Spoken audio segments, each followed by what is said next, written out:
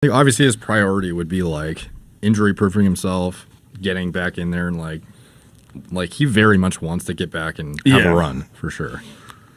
So welcome back from peeing. So we were just talking about Conor McGregor's injury.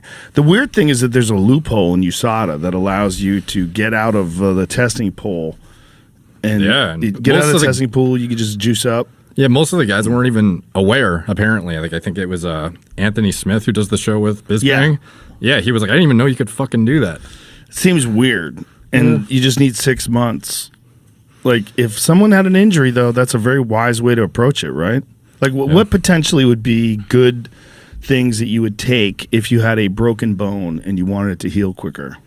HGH, peptides, androgens are very restorative of, like, they'll reinforce bone mineral density. Like, it's not just muscle tissue for anabolics too.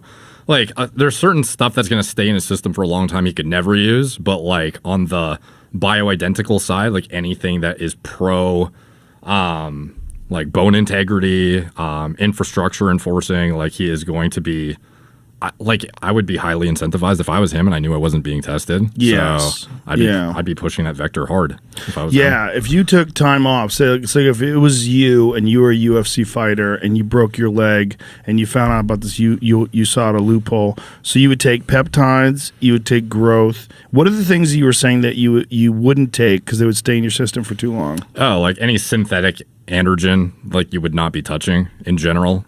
Like anything that could be detected for, like, I don't know, DECA, like anything of that nature, I'm sure is not even on his radar. It would be more like bioidentical compounds. How long does that stuff stay in your system? Bioidenticals? Like a DECA? DECA can be like a year you get detection. Oh, really? Yeah. Wow. It's fucking nuts. So him taking testosterone, but wouldn't that fuck with his endogenous production of testosterone then when he gets off of it? Yeah, he could, but I'm saying the most logical thing would be the growth factor side of things. So that would be GH and then accompanying peptides like the BPCs, the TB500. Yeah. There's other peptides that are not even tested for that I'm sure he was probably already using. But yeah, like I imagine his main priority is injury proofing himself more so than getting like juicy as fuck. Right. Yeah. Yeah. Well, also just recovering. Yeah. From that. You know, when your bones get snapped and it's a weight bearing bone. He says, I crushed the metatarsal bone in my foot 3 weeks before the Khabib fight and still made the walk. All injuries are not the same. You will see it all on Netflix. Oh, so he's doing a Netflix documentary? When a serious injury with a high percentage of never recovering occurs, it is just simply not the same. Yeah. Well, there is a high percentage of never truly recovering. Yeah. No, there's like a few. Like I have a little list here. Like there's something called pentosan polysulfate. I'm sure he might be trying. BPC 157 you've heard of, and some like the thymosin beta. Like some of these are kind of like commonly known, would be expected, but I imagine it's very much from the acceleration of recovery, like you said, and then also just trying to make sure this shit never happens again. And he's actually confident going into the ring. And yeah, like for him, it's kind of a unique loophole for sure. And I don't know like how, if anyone else has vetted this strategy and like somehow they were encouraged not to or made it seem like it was not allowed, but it seems kind of odd that he, you know, was able to take himself out so perfectly and then is able to just enter back in. Like, this is not something that I think even other UFC fighters were aware of as like a possible. Right. Yeah. And looks massive. Yeah. I mean, he looks well over 200 pounds right now. Yeah. IGF-1 too, forgot to mention, would also be something that would make sense. But yeah, and there's other compounds, but I would think the growth factor side of things would make the most sense. When a guy breaks a leg like that, how long is it before that thing is 100%? Like, it seems like I would, as far as like injury recovery goes for something that significant, like I wouldn't know personally off the top of my head, but it seemed like there were certain individuals that took, like, I forget what Anthony Smith's injury was, but it was not as severe. And there was other individuals who had significant bone related injuries that took way fucking longer to come back. Yeah, well, Anthony thought his leg was broken, but it turned out it wasn't. Okay. But it was some sort of a significant, I think it was a ligament injury or something like that, which is why it was so unstable that he thought it was cracked. Is that what's going on? What was Anthony Smith's injury? Back from Paris, pain in the leg.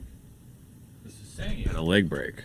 I don't know. Maybe see if it gets corrected. Well, I cracked my shin skiing. It's called an insufficiency fracture. Okay. Is in the I had a meniscoscopy. I have some meniscus missing from the inside of my knee, and I crashed skiing, and I got a crack and I was like walking around. I was like, this fucking hurts, like in a weird way. I better get an MRI. And then I got it checked out, and the doctor's like, the top of your shin where it meets the cartilage is cracked. Yeah. And it healed. It took a couple months and it was gone, but it's like that. That was no big deal. Didn't have to get screws or a cast or anything. I just did normal stuff. I just didn't throw any kicks or anything. Reveals what caused leg break. He said just fucking shit luck, and so it is a leg break. Stepped on the foot, pulled back, and then dragged my body forward. I thought, but this is like right after the fight, correct? Yeah, that thing I was just reading was like some other complications he had after he got surgery, or had some What was that? Did he have like staph infection? They thought he had or a clot or something. Oh Jesus! But I guess he didn't. He went to the doctor. They told him to go home. So what was actually wrong with the leg? Trying to find the date. They're saying leg break. This is November 3rd. I felt like he didn't break his leg. I felt like he thought it was broken, but then Dana White said it wasn't. Yeah. Okay. Either or. It wasn't as significant as Connor's, where you snap both the tibia and the fibula. Yeah. Both of them, it was dangling there. I mean, he went into that fight with a fractured leg. Yeah. Like he had a stress fracture that was already there. Like they were looking at it. Headed for surgery after suffering broken ankle. Dana White admits error. Oh, so Dana had said that it wasn't broken, but it in fact was broken. I get it. Yeah, so he had to get his ankle repaired. Jeez. Which is bad, but not as bad. Getting the tibia and the fibula snap, and then you have to reestablish blood flow, and everything has to heal back up. And then also, you're fucking kicking knees and elbows and shit. And I mean, how confident is he going to be throwing that leg?